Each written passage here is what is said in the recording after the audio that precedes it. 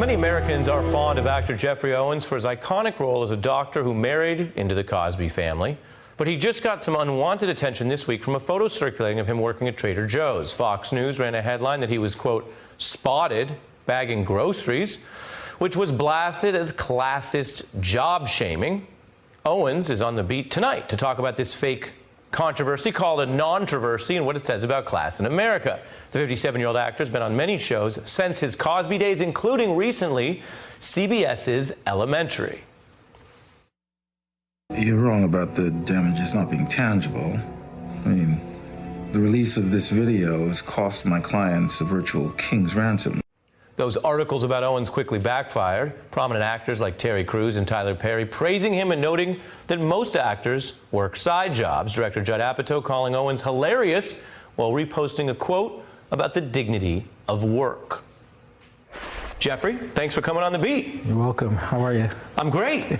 Was Fox News job shaming you? I guess so. I mean, I can't see what else the motivation would have been. You know, it was just an attempt to, you know, make someone feel small about doing what they have to do to make a living. It doesn't make any sense to me, but yeah, that appears to be the motive right there. So how did this feel to go from doing your job to getting this onslaught of attention and then getting a lot of people defending you and defending what it means to work? This has been quite a week, Ari.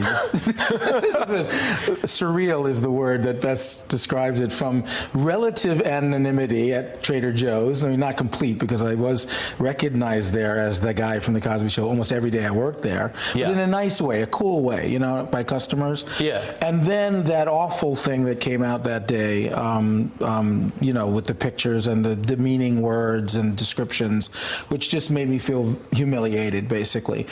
Fortunately, the humiliation only lasted like, I believe it was an hour or two before my wife and I started reading the posts, the reactions from literally all over the world.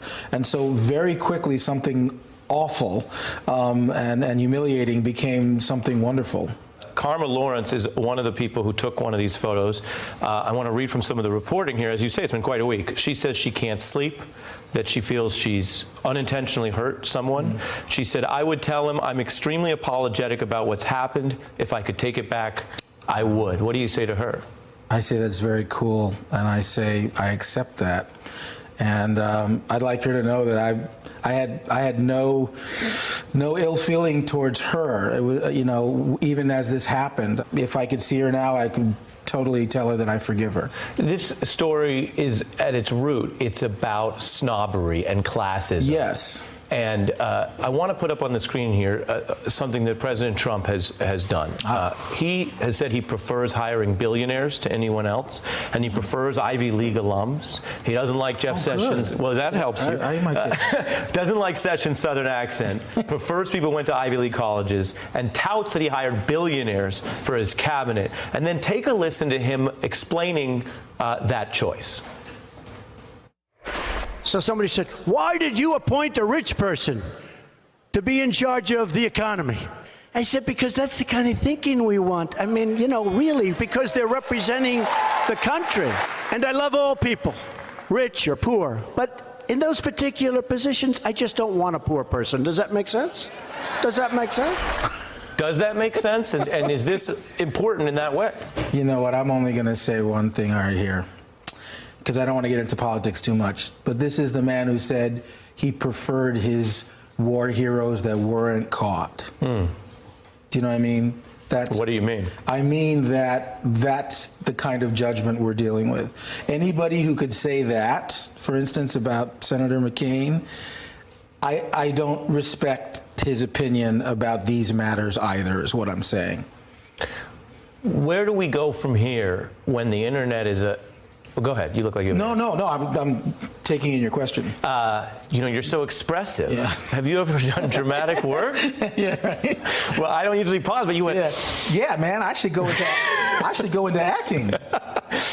How do you feel about the way the internet has put you on blast wrongly and then allowed a space for a bunch of positivity as well. I think what's really good about this is that there is now this new sensitivity about what it means to work, and that we're rethinking, we're reevaluating what it means to work, and the relative, this idea that certain jobs are better than others, certain jobs are superior to others. When I worked at Trader Joe's, I had a tremendous sense of satisfaction, of peace and innocence at the work I was doing. It was tremendously good for me, spiritually and emotionally.